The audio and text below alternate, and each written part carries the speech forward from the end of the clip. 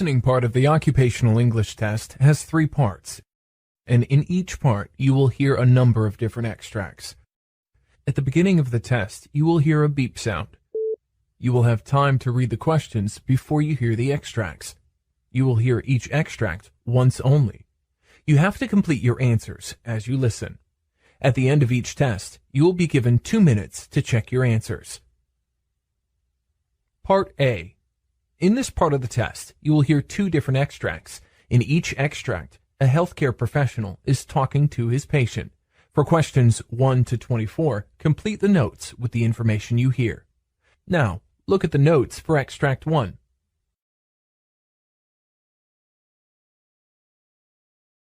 Extract 1. Questions 1 to 12. You hear a physician talking to a new patient, called Mrs. Delilah. For questions 1 to 12, complete the following notes with a word or short phrase. You now have 30 seconds to look at the notes.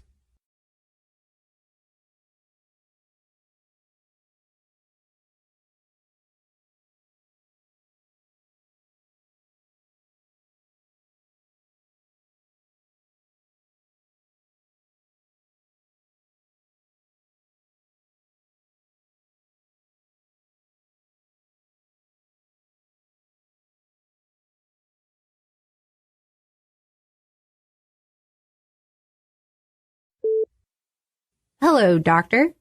Yes, Miss Alyssa. What's your problem? I'm getting acne from continually washing the area around my chin, right temple, and left temple, and the condition is still worsening. What's your age? 19. How old were you when you started your period? Well, it was when I was 13. And can you describe the length of your cycle? Once in 24 days, and it lasts for almost 6 days. Would you describe the flow as light or thick? It's light. Do you use any medication? Yeah, I take the oral contraceptive pill. Are you allergic to any drugs? Yes, allergic to penicillin. I feel difficulty in breathing. What are the medicines you are taking? Elise 28, 20 mcg, 0.10 milligram tablet. Is anyone in your family prone to any disease? Yeah, my mom has stress disorder and anxiety. Do you smoke or drink? I don't smoke, but I drink socially. You drink caffeine? Yeah, 4 servings a day. Your diagnosis report shows you have symptoms of periodic reddening of face, acne problems, and allergies. And a diagnosis of epicrine and apocrine glands shows no evidence of hyperhidrosis, chromhidrosis, or bromhidrosis. But your face shows keratotic papule. I would suggest you go for antibiotic therapy. Take a tetracycline, 250 milligram capsule. I would also suggest you take an oral antibiotic therapy with doxycycline, 100 milligrams a day. Doctor, why does the acne occur? Acne is a skin condition that happens when your hair follicles become clogged with oil and dead skin cells. It often results in blackheads or pimples, whiteheads, and often appears on the face, chest, forehead, chin, shoulders, and upper back and shoulders.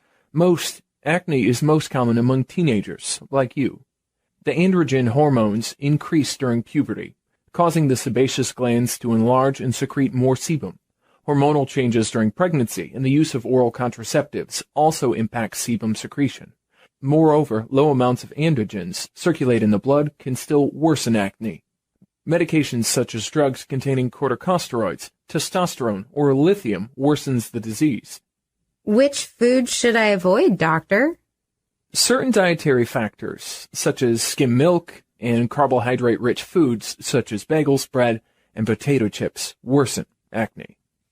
Can you recommend any effective foods for acne? You must stop eating processed sugar, caffeine, dairy products, and processed foods. And you should include foods that are rich of antioxidants, anti-inflammatory compounds, and other acne-fighting nutrients. Foods such as blueberries, sweet potatoes, green tea, carrots, cilantro, spearmint, oats, apples, barley, and mustard greens. Okay. Thank you, doctor. Thank you.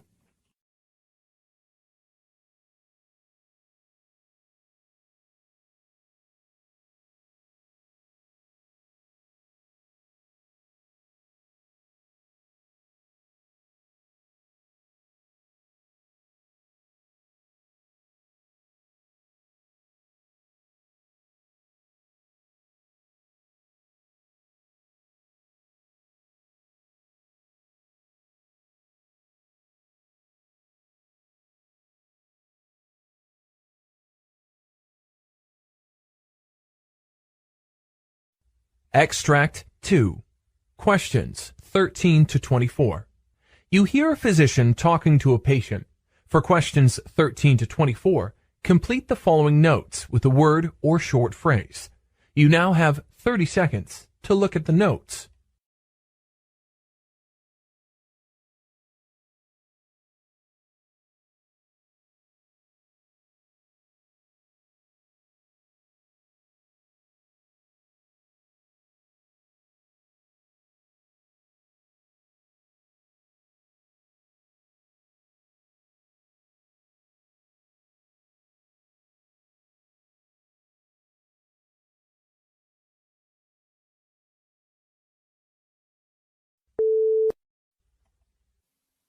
Good morning.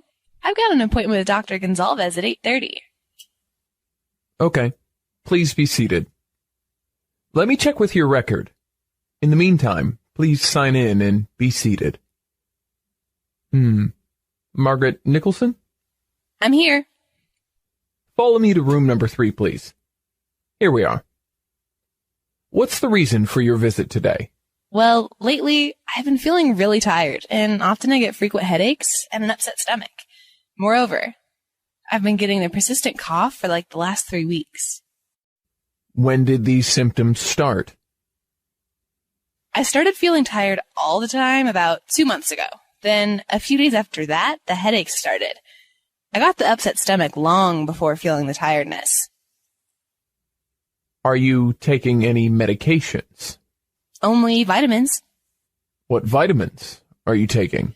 I am taking vitamin C, and a multivitamin tablet daily. Okay. Let me examine your vital signs. How am I doing? Everything is normal. No high temperature, and your blood pressure is also normal. Please wait for a moment here. Thank you, doctor. I see here that you have started feeling tiredness 2 months ago, and then frequent headaches. You're also suffering with an upset stomach and a persistent cough. Did you run a fever as well? No, doctor. Let me perform a quick physical checkup. Take a deep breath, hold your breath for a moment, and exhale. Repeat this again. Have there been any changes in your diet or your weight recently? My diet is the same, as usual. However, I lost 5 pounds very recently. Did you ever suffer from insomnia? Well, it is pretty hard for me to fall asleep. I also wake up often during the night. Do you drink or smoke? No, doctor. Well, recently, the ownership has changed, and I had to work a lot of overtime at late hours, even during the weekends. I think you're suffering from pneumonia. Other than that, I do not see any other problem. The reason could be probably the stress at your workplace that causes headaches, upset stomach, and sleeplessness. For now, try to relax yourself and start doing exercises. Meet me again after you receive all the medical diagnosis reports. I'm going to prescribe medicines for bacterial pneumonia. Are you allergic to any medicine? Not to my knowledge. I want you to do a blood test and urine test to identify the bacteria Streptococcus pneumoniae and Legionella pneumophila. Is it something serious, doctor? Not at all. I doubt that could be bacterial pneumonia. Take levofloxacin, 750 milligrams orally, every 24 hours for 7 to 14 days. I want to know my cholesterol level. When will I get the medical reports, doctor? You will get the medical results in 2 weeks. Don't stress yourself. Everything will be okay. Can pneumonia be prevented, doctor? In most of the cases, pneumonia can be prevented. You can have a vaccine to defend against pneumonia once you get all these medical investigation reports. I would suggest Prevnar 13 pneumonia vaccine. That is very effective against 13 types of bacterial pneumonia. What food should I include in my diet, doctor? Have plenty of fruit juice and fresh fruits, yogurts, milkshakes, smoothies. Eat plenty of full cream milk or yogurt, or even ice cream, with light meals of lean meat, fish, or eggs, and cooked vegetables. Thank you, doctor. You are welcome.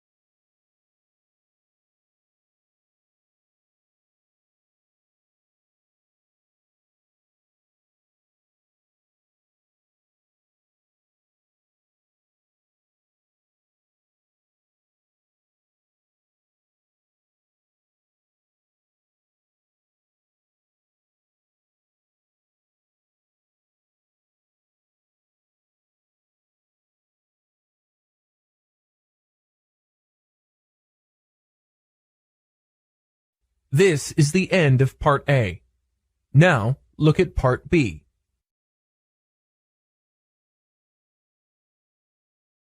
Part B.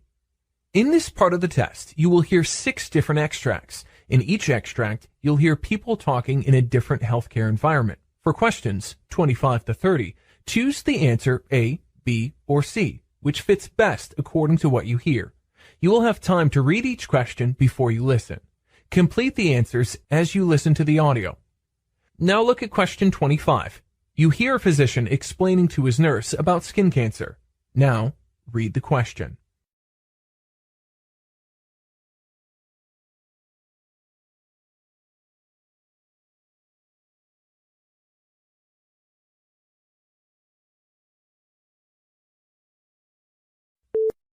Skin cancers are caused by the abnormal cells that are capable enough to invade and spread to other parts of the body. Generally, skin cancers are classified as melanoma or non-melanoma skin cancers, such as basal cell carcinoma and squamous cell carcinoma, in addition to less common types of tumors, such as Merkel cell carcinoma, lymphomas, Kaposi sarcoma, or hair and sweat gland tumors. Skin cancer symptoms include alterations in the appearance of a mole or spot on the skin, or the developing of a new spot or lump on the skin. It may also cause symptoms and signs such as itching, skin ulcerations, scaling, swelling, or bleeding, etc.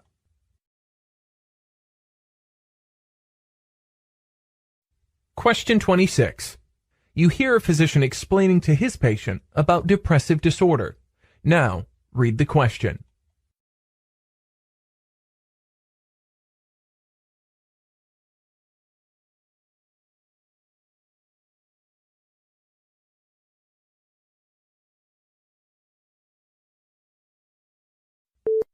Depression is a sickness involving the body, thoughts, and mood that severely impacts the way a person sleeps, eats, behaves, and the way one feels about oneself. Depressive disorders are categorized by pervasive mood swings that severely affect all aspects of an individual's daily activities. A depressive disorder is not just a mood swing, but it is more of a case of persistent sadness. Certain symptoms of depression include feelings of worthlessness, helplessness, hopelessness, guilty feeling, lack of interest, irritability, loss of appetite, loss of energy, self-loathing, sleep disorders, etc.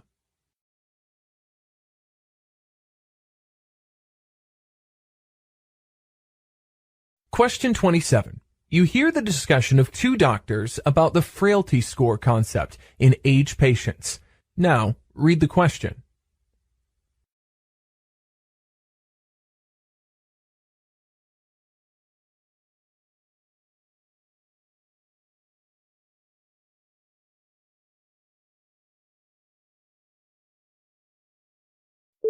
Doctor, should frailty be considered before any operation in an older person?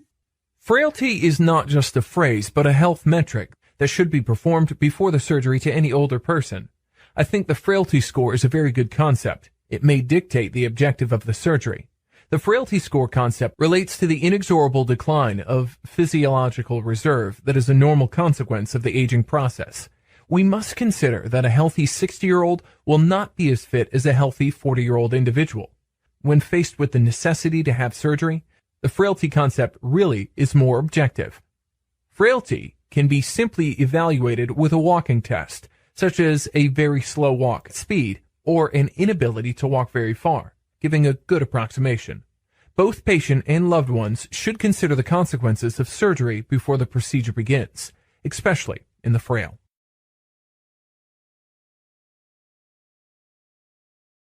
Question 28. You hear the discussion between two doctors about epidermolysis bullosa in children. Now, read the question.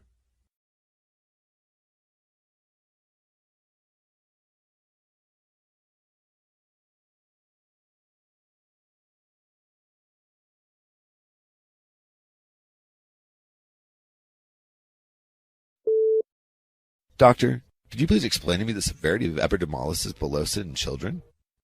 Well, epidermolysis bullosa is a rare genetic condition in children. The genes that cause epidermolysis bullosa may be present in other family members as well. There are 4 major categories of epidermolysis bullosa. In the case of epiderma bullosa simplex, there will be blistering, mainly on the hands and feet with little scarring or without scarring at all. When it becomes severe, the patient will have more widespread blistering and other severe medical conditions like blistering in the mouth and digestive tract. In the patients with milder junctional epidermolysis bullosa, there will be limited blistering that often improves with age. Patients may also have hair loss and abnormal fingernails and toenails. Children are prone to have growth and malnutrition issues. The scarring type of dystrophic epidermolysis bullosa, especially in mild cases, the blistering is primarily found on elbows, feet, and hands. When the disease becomes severe, there is a higher risk of developing skin cancer as the patient gets older. In the case of Kindler syndrome, the patients have an increased sensitivity to sunlight, in addition to blistering.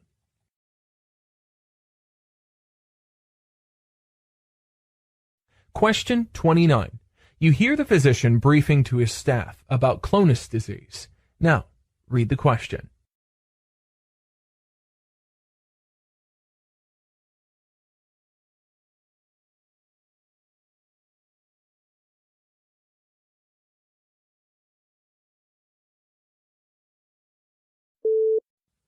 Clonus is a neurological condition that is suffered when the controlling nerve of the muscles are damaged, causing involuntary muscle contractions. Often clonus spasms occur in a rhythmic pattern. Symptoms are very common in a few muscles such as knees, ankles, wrists, calves, jaw, biceps. Damaged nerves results in misfire, leading to muscle tightness, involuntary contractions, and pain. Clonus causes a muscle pulse for an extended period that can result in muscle fatigue.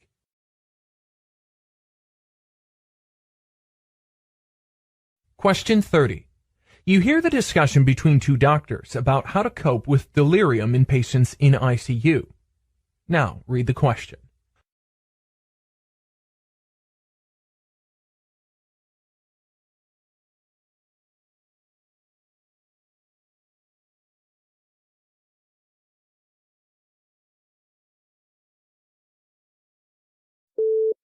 Doctor, I feel that a solution should be devised to cope with delirium in patients in ICU. What do you think? Haloperidol has been used for a long time in patients in ICU in an attempt to prevent delirium, a very severe and sometimes persistent acute confusion. According to a recent study, haloperidol is ineffective. Delirium is extremely prominent since it's strongly associated with cognitive impairments for a long term. Significantly, medications are the means that patients approach often. However, unfortunately, it's demonstrated that medications aren't the right approach always, or at least the haloperidol. Nevertheless, for delirium, there's not going to be a miracle in terms of medications.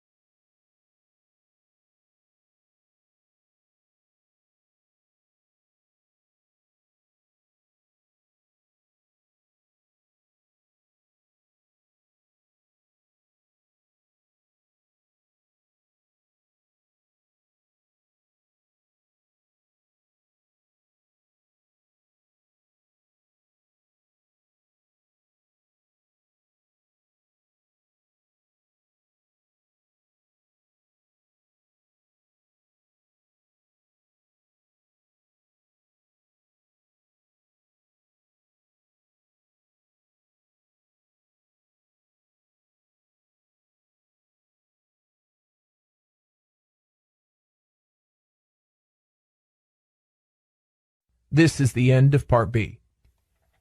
Now look at Part C. Part C. In this part of the test, you'll hear two different extracts. In each extract, you'll hear health professionals talking about specific aspects of their work. For questions 31 to 42, choose the answer, A, B, or C, which fits best according to what you hear. Complete the answers as you listen to the audio. Now, look at Extract 1. Questions 31 to 36. You hear the lecture given by a senior surgeon on the role of diabetes in the end-stage renal disease. You have 90 seconds to read questions 31 to 36.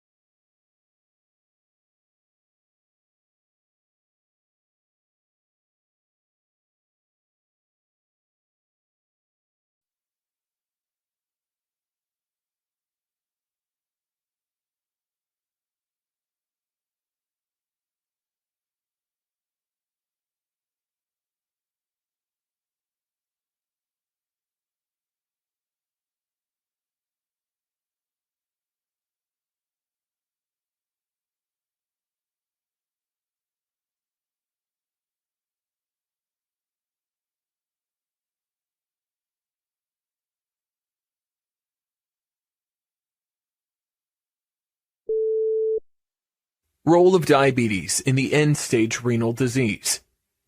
Of late, diabetes has become the primary cause of end-stage renal disease worldwide.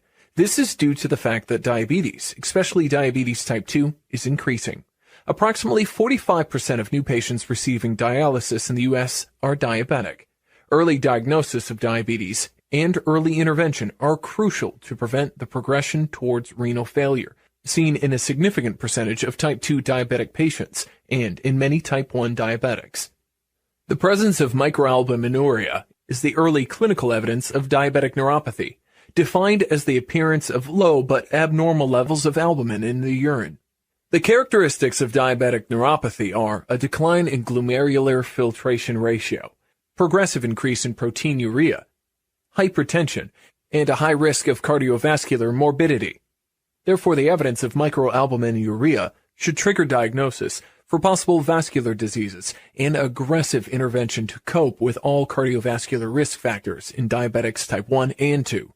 The natural history of diabetic neuropathy progresses slowly over the years. In type 1 diabetes, microalbuminuria occurs after 5 years, and the end-stage renal disease develops in 50% of type 1 diabetics. Whereas type 2 diabetics has a more variable course. Very few patients with microalbuminuria progress to advanced renal disease. Without intervention, approximately 20% of patients of type 2 diabetes develop an end-stage renal disease. However, due to the increased number of type 2 diabetes patients compared to type 1 diabetes, the maximum number of patients on dialysis are type 2 diabetics. There are many factors which account for the pathophysiological of diabetic neuropathy. Primarily anatomical and structure changes in the kidney result in increased glomerular capillary pressure in diabetes, which is associated with hyperfiltration at the glomerulus. The next factor is the glucose that can increase the formation of advanced glycosylation end products by inversely binding to proteins in kidneys and circulation. Over the years, these formed advanced glycosylation end products, which stimulate the growth and fibrotic factors, contributing to overall renal damage. Thirdly, angiotensin II contributes to the advancement of diabetic neuropathy by narrowing the efferent arteriole in the glomerulus, subsequently resulting in higher glomerular capillary pressures. While diagnosing diabetic neuropathy, early investigation of glucose intolerance in diabetes to distinguish patients who are at risk for developing microalbuminuria is suggested, especially if they have other risks for type 2 diabetes, such as lipid central obesity, abnormalities, or hypertension. Therefore, the investigation of microalbuminuria presence should be performed at diagnosis in patients with type 2 diabetes, whereas in patients with type 1 diabetes, since microalbuminuria rarely occurs with short-term type 1 diabetes, the diagnosis should begin after 5 years of disease. According to the findings, the microvascular complications develop during the prepubertal period of diabetes. Therefore, clinical judgment should be demonstrated when individualizing these suggestions. The object of diabetic neuropathy therapy involves multi-clinical approaches. Tight glycemic control is the keystone in the prevention and management of diabetic neuropathy. The United Kingdom Perspective Diabetes Study and Diabetes Control and Complications Trial have established that an intensive diabetes therapy can considerably decrease the risk of microalbuminuria and neuropathy development. Nonetheless, blood pressure control is another keystone in prevention and treatment, in addition to glycemic control. The significance of blood pressure control, irrespective of what agent is used, cannot be emphasized enough in diabetes, both for slow progression of neuropathy and for preventing cardiovascular morbidity. According to the recent Joint National Committee guidelines, blood pressure in diabetics is reduced to less than 130/80 mmHg. It is very crucial for doctors and patients to understand early on the 3 or more agents. Angiotensin receptor blockers or angiotensin converting enzyme inhibitors are considered first-line agents in patients with concomitant hypertension and diabetes. Diuretics might be added as a second-line agent in many cases after angiotensin blockade in diabetes. Dihydropyridines, a class of calcium channel blockers, may be considered as the third or fourth-line agents in diabetics, only after initiation of angiotensin blockade and diuretics.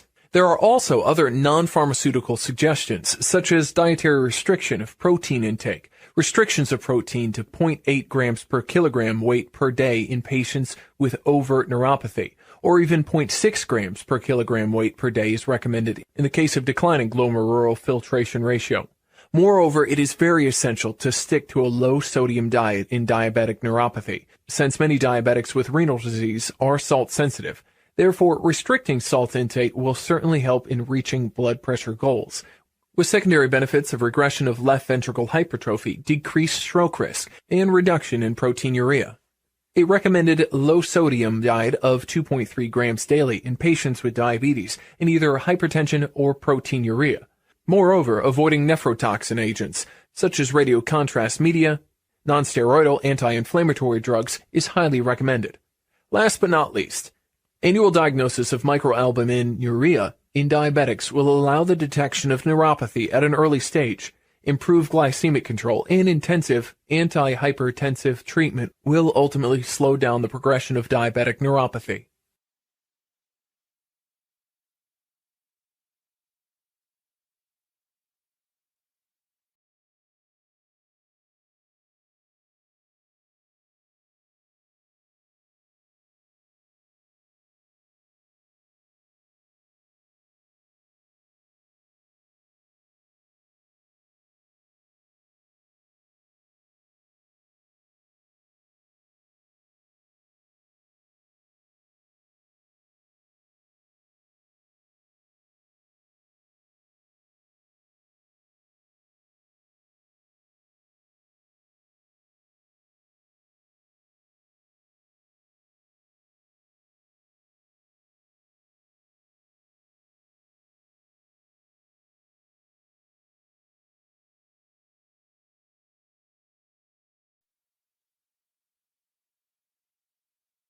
Now look at Extract 2, questions 37 to 42.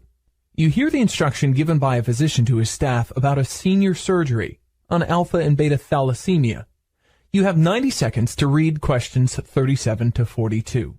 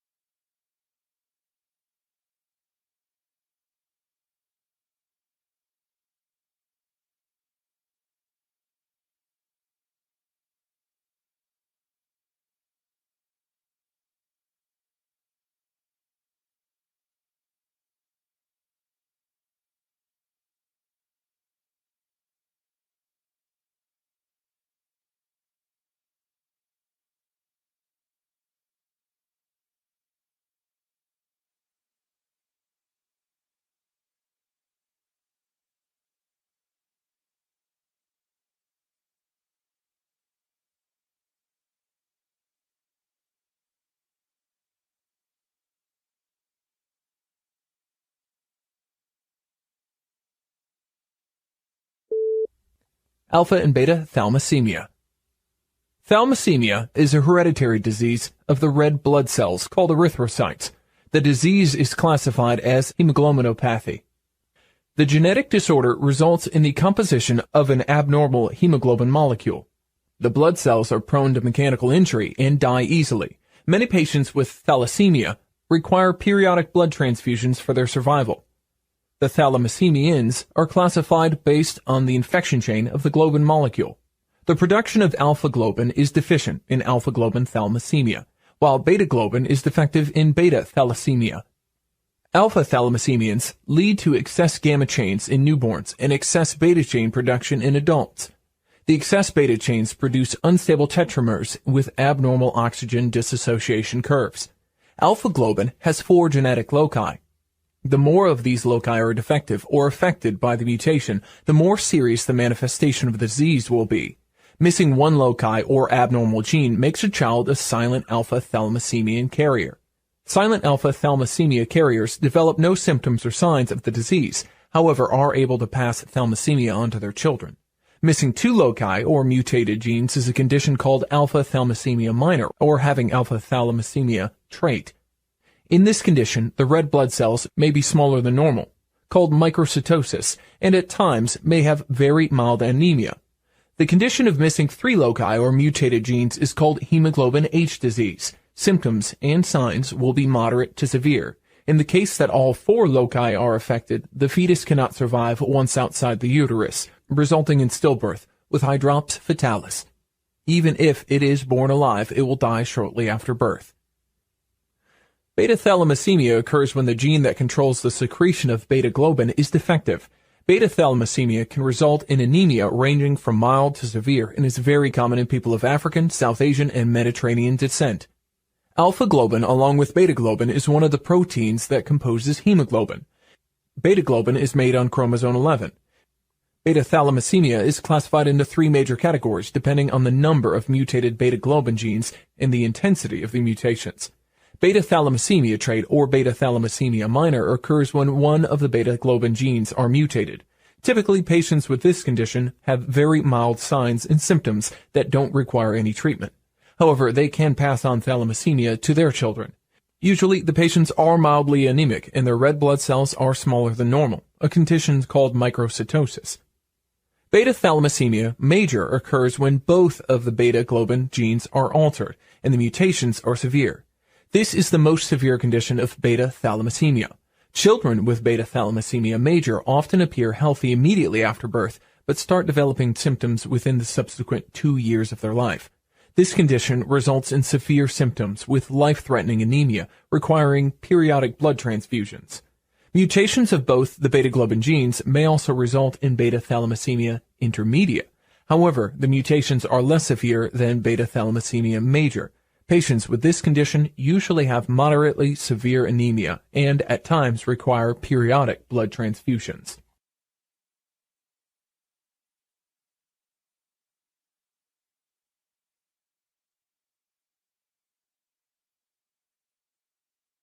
That is the end of Part C. You now have 2 minutes to check your answers.